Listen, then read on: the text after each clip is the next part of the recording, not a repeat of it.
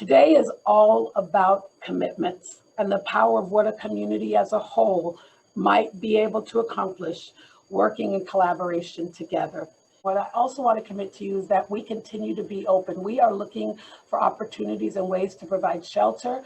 And so again, if you are knowledgeable of anyone who's interested in helping us address this issue by helping provide their buildings, whether it's a church or a nonprofit, please let our staff know. We are continuing to find ways and explore ways to maximize our use of federal funds. We are using FEMA funds at this time. But when I look through all of these screens and I see everyone who's gathered here today, from the nonprofit community to the business community, to those experiencing homelessness, to government, to advocates, to everyone who's on this call, I know that because we're all here today and we all have this focus, I'm encouraged that we will be able to solve this issue. This from the Tacoma Pierce County Chamber. I'm the president and CEO. This is a high priority for us. And when you think about the work that we do, we this year have changed our vision of the chamber. The chamber's vision is to make the South Sound the most equitable and inclusive place to do business in Washington State. And so we have 3 imperative groups that we work on. And one of those imperative groups is homelessness. And our spot is really with workforce, it's on housing, it's on behavioral health advocacy. And so we're down at Olympia working side by side with you in terms of whether it's housing tax credits, where there's other items that need to be addressed. Right? So when you have the business community standing next to nonprofits and other folks around our community, that's where we can find a path that's going to move us forward. So I just want to say thank you. We're committed, fully committed. Help us navigate us, lead us to where we need to go. But we're definitely highly engaged and want to be involved and want to be part of the answer. Hello, I'm Adam Smith. I'm the congressman who represents the 9th District. But I really think it's important we take a comprehensive approach. Certainly funding existing housing programs is one piece of it, but there are several other pieces that I feel it's really important that we pay attention to.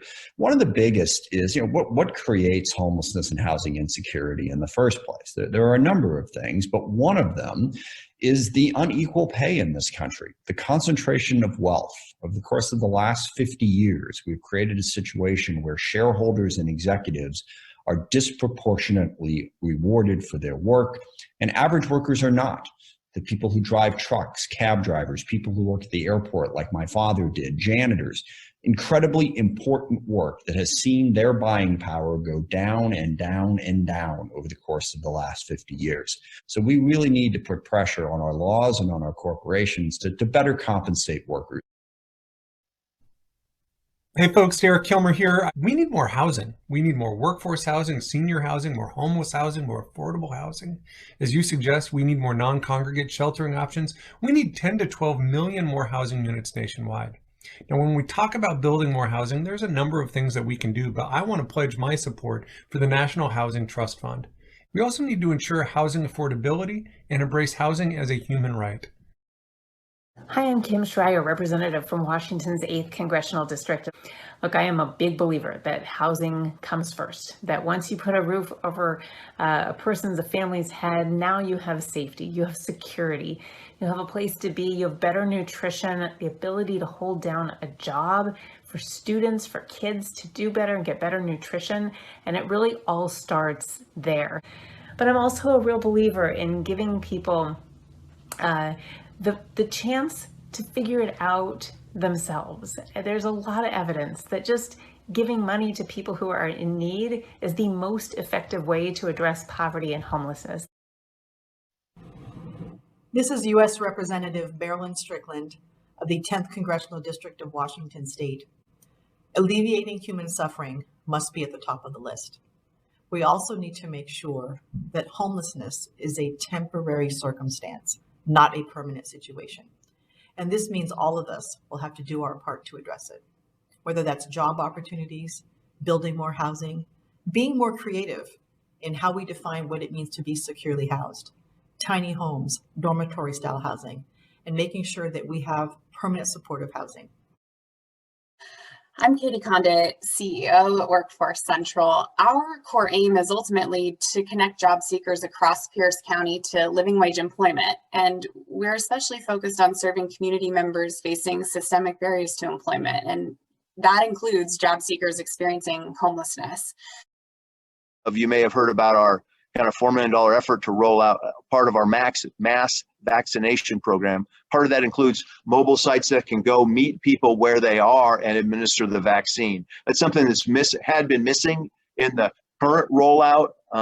So we're going to augment that by doing that. And that also highlights one of the challenges, and one of the things that we're trying to get resolved is we need to, when we go to an encampment, we need to vaccinate everybody in that encampment. We don't want to go there and say, if you're over 65, raise your hand, we'll vaccinate you, and we'll come back 2 weeks later to vaccinate those that are over 55. And I mean, that doesn't make sense. So we just need to get there effectively and efficiently.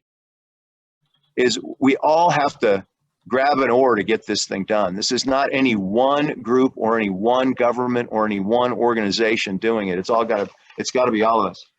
About the only thing predictable about us is that we will do this work as well as we can until we don't have to do it anymore. We're not stopping our Safe Shelter Summit work. We don't know exactly how we're taking it forward, only that we are, and that there is more than enough room for each of you to join us. We're using a messy sort of grassroots model where anyone with the time, energy, and passion to take on one of the requests or commitments can serve as the lead of a group of like-minded and diverse people willing to work together. Think of a giant web across this county. Some nodes, some requests, some commitments, clearer and easier and even stronger than others. Some more fragile, some just waiting for the right person, the right moment. Maybe you are that person, and maybe this is that moment. Maybe that giant web is, in fact, our beloved community.